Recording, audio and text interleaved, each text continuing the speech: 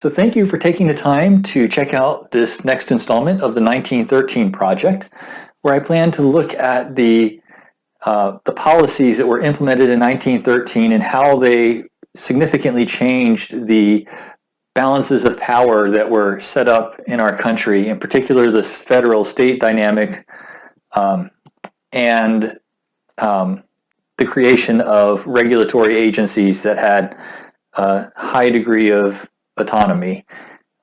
So in particular, there were two amendments that were ratified that year, the 16th and 17th Amendment, and even though they really got their seed started before Woodrow Wilson, the wave that brought him into power was the same one that got these two amendments passed. And I also want to look at the aggressive policy platform of Woodrow Wilson, as he was the first president to really have an agenda coming into office that from day one he really was pushing through to get the legislation he wanted through, and the vision he had that really laid the foundation for large bureaucratic agencies that had really an autonomy of their own, that gave rise to the bureaucratic structure that we know and love today. So really how his vision gave rise to the bureaucratic states of America. I want to start this discussion by looking at the 16th Amendment. Prior to 1913, if the federal government wanted to levy a tax, it had to tax the states based on the population of each state. So each state would owe an amount of that tax proportionate to the number of people in that state. That was the constitutional prescription for what taxes pretty much had to be. It only allowed for indirect taxing. However, most of the federal revenues did not actually come from a tax through that structure. Most of it actually came from tariffs on imports. So when we import things, we charge fees on that, and then those fees are where the federal government got most of its revenue prior to 1913. However, the leadership at that time, and pretty much the rest of the world, and pretty much has become the standard of everywhere by today, 100 years later, what they wanted was a tiered income tax. However, they had tried this before, and in 1895, the previous attempt at an income tax was ruled unconstitutional because the Constitution does not grant the federal government the ability to have direct taxes on the citizens. So that was the impetus behind the 16th Amendment, and it was first proposed by Congress in 1909 and was ratified by the states in 1913. And it was a very short amendment. All it did was allow for the government to directly tax the citizens of the United States through an income tax. So this eliminated the check on federal power created by the financial dependence of the federal government on the states. So by eliminating that constraint, then the states lost one of the checks they had to really rein in the federal government. So the next thing I want to talk about is the 17th Amendment. So prior to 1913, the senators were appointed by the state legislatures. So this brought with it a number of problems, one of which was that oftentimes a rich elite business person could just decide he wants to be a senator and bribe enough state legislatures to just secure his seat. And another problem was that if the state legislature was split, they could often be deadlocked to the point where each side blocks the nominees of the other. And so the seat could remain open for sometimes as much as a few years. Senate seats were sometimes open. Usually it's more like a few months, but sometimes it did get up to 2 or 3 years. And so because of those problems, actually several states had already implemented a workaround in that they created an election for senator, and then there would be a popular vote for that election that had no formal meeting, but then once the results came in, the state legislature would just rubber stamp that and certify it. And then that gave the states, a lot of states, a workaround to allow them to have a direct election for senator, even though formally, to meet the constitutional requirements, it was still the state legislature rubber stamping that election. There was also a bit of a crisis almost in that many states, almost enough to actually require a convention to be called, had actually petitioned for the federal government to propose this amendment, and the federal government, the Congress, fearing what such a convention could do, because that power has never been executed, they went ahead and proposed the amendment themselves to avoid the possibility that a few more states might come along and join that petition and a convention to rein in federal powers being called. So it was proposed by Congress in 1912 to avoid that threat, and it was ratified by the states in 1913. And this is another simple amendment. It simply it actually required that from that point on, all senators everywhere would be determined by the popular vote, by direct election in the respective states. And again, an unintended consequence of this is that it removed one of the checks on federal power that the states had, which was by making them appointed by the legislatures, that made the senators agents of the state legislatures rather than the people, so that the senators would actually represent the interests of the states, which included protecting the states' 10th Amendment rights. And by going to the direct election, the states lost that check on federal power. So this now brings us to the policies of Woodrow Wilson that he enacted during his tenure. And the first of these I want to mention is the Revenue Act. And this did three things. The first thing it did was it slashed tariffs significantly. The second thing it did was it implemented the federal income tax that was the motivation for the 16th Amendment. And it created the Bureau of Internal Revenue to manage the collection of these taxes. This bureau has now been renamed the IRS, and it permanently shifted the balance of federal revenues. So, as I said before, most of the revenues before came from tariffs, but by slashing those and adding in this new income tax, the income tax became the primary source of revenue for the federal government. And this has only continued to grow, the imbalance between that, to where almost all the federal government's revenue now is through the income tax structure. And so the Revenue Act was really the seeds for this change in revenue stream for the federal government. The next policy I want to look at is the creation of the Federal Reserve System. What the Federal Reserve System did was it was the third attempt at creating a central bank for the United States of America. But it was not one bank, but 12 regional banks that each looked over the different 12 regions of the country, somewhat similar to the districts of the Hunger Games. And there was a board of directors for each of those banks that would then look at the monetary policy of each of those regions.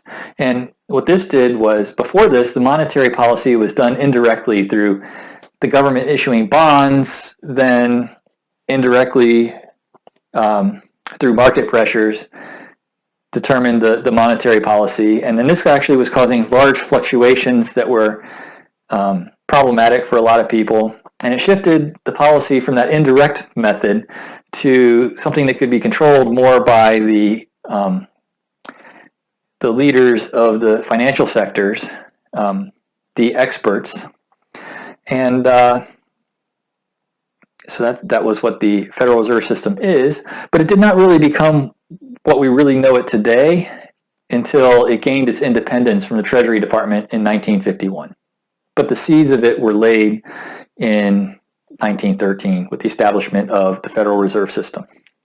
The next policy of Woodrow Wilson I want to look at is his attempt to implement antitrust regulations. And this came from the fact that the large titans of industry, the industry leaders of broad swaths of industries, we had these large monopolies that were dominating every field, and the board of directors on each of these large companies were all the same people, so they could effectively lock out any other competition and work together as one. Even though they had different actual interests for the business, they could work together in the mutual interest of each of the individual monopolies. And so their desire was to break up these anti-competitive practices that were common. And so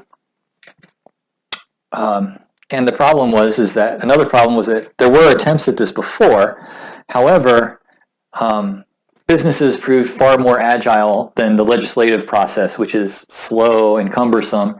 And by the time a new regulation came through to take care of one practice, the businesses would already have read that legislation as it was even being proposed before it even got to the point of a vote, and then have a workaround so they could effectively do the same things with different little bit of window dressing and perhaps one or two small changes in the implementation to avoid the legal, technical wording of the regulation and still do the same anti-competitive practices. So Woodrow Wilson's solution was to create the Federal Trade Commission that would then be able to create new policies and regulations to address emerging anti-competitive practices as they emerge.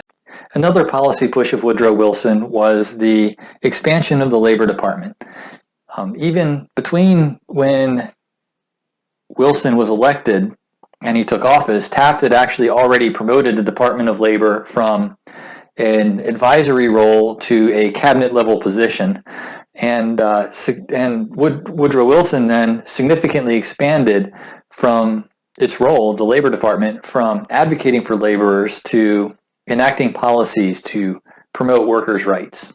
And really the first standout concrete example of this was there was a big labor fight out in the western United States where the workers were protesting their long work days, and so the Department of Labor for the first time enacted a law that impacted the relationship an employee and employer could have by requiring that the workers on the railroads could not be forced to work longer than an 8-hour workday. So that expansion of the Department of Labor and the ability of the federal government to interject itself between the relationship of an employee and an employer began under Woodrow Wilson. Another policy push of Woodrow Wilson was the giving access to rural farmers to credit, because one of the issues was that farmers didn't have good access to credit, so they were highly susceptible to environmental changes, that the fluctuations in weather, and then they could have a bumper crop or a bust crop, and then this would cause huge swings throughout the whole food chain because of the changes. So by allowing them to have access to credit, that provided some stability to the farmers to allow them to have a more consistent yield in the products to help stabilize the markets and food prices. And so in order to implement this, he created the Federal Farm Board, which is the precursor to the Farm Credit Administration. The final policy of Woodrow Wilson that I want to consider today is the expanded role of the Bureau of Public Roads, which is now known as the Federal Highway Administration. So prior to Woodrow Wilson, this bureau pretty much just looked at how regulating like what kind of signage that the states would need to do on their roads, but didn't really manage the roads directly themselves. But under Woodrow Wilson, they took up the mantle of actually funding new roads to be built and maintaining roads and actually taking a more direct finger into the infrastructure of our highway system over what had been previously seen as pretty much a state's responsibility to manage the roads. So Woodrow Wilson expanded the responsibility, moved the responsibility of the road maintenance and the highway maintenance from the state's purview to the federal purview. So in addition to Woodrow Wilson's domestic policies that I've looked at so far, I also want to talk about the significant change that he made to our foreign policy by effectively ending the Monroe Doctrine that we had lived under up until this point. So basically what the Monroe Doctrine said was that we don't care about what the rest of the world does. You know, Europe and Asia can do their own things. We're going to stay out of those, but we are going to focus on North and South America and oppose any European colonization of Latin America as a, basically reading it as a claim delegitimizing our right to be a country, and actually supported the independence of the Latin American countries. However, under Teddy Roosevelt, this had kind of shifted a little bit to where we still opposed European presence in North and South America and influence in that region, but we became the oppressors ourselves. So from a Latin American perspective, it would have been a lot more meet the new colonizers, same as the old colonizers. So we kind of took that on. But Woodrow Wilson then broke the other part of the Monroe Doctrine by taking us into World War I and directly entering into global politics. So I want to conclude this talk today by taking a more global picture at how these policies really changed the nature of our country. So the 16th and 17th Amendment removed 2 of the 4 constitutional checks that the states had on federal power. And this left just 2 checks, one being the toothless 10th Amendment, and the other being the nuclear amendment power in Article 5. Then, the newly created Bureau of Internal Revenue, Federal Trade Commission, Federal Farm Bureau, plus the expanding roles of the Department of Labor and the Bureau of Public Roads, introduced for the first time the idea that Congress could legislate its authority to create rules and regulations to established agencies that they created to serve this role instead. So for the first time, we had Congress delegating its authority to create rules and regulations, to legislate, to executive agencies, which was the seeds of how a president could just, through an executive order to these agencies, change huge swaths of policy. And he also ended the Monroe Doctrine, which accelerated our path towards global interventionism that we now find, where we're now putting out hotspots all around the world because every single thing appears to be our interest, and there's lots of money to be had by killing the poor people all around the world that we seem to be obsessed with. And then, so really, the wave of ideas epitomized by Woodrow Wilson's tenure, really these 3 types of things really planted the seeds for the cracks and strains in our system that leads to the government, the bureaucratic states of America that we know today. So thank you for hearing what I have to say today at the 1913 Project. I just want to remind you that I am trying to build a community at the 1913project.locals.com. So if I said something wrong that needs to be corrected, I do plan to turn this into a text-based format at some point, a book. And if there's errors or inaccuracies that I need to look at, or if I've missed something that I need to expand on a little bit, then please let me know there. Otherwise, I can also be found on YouTube at The Ultra Crepidarian, and that's probably where you found this video. And I want to thank you for taking the time to watch this video, and I look forward to hearing what you have to say at the 1913project.locals.com. What is going on?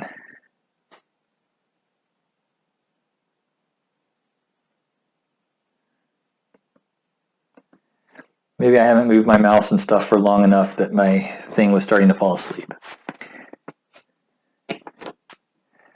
Okay. Weirdness. Okay. The next policy I want to look at, the next policy of Woodrow Wilson that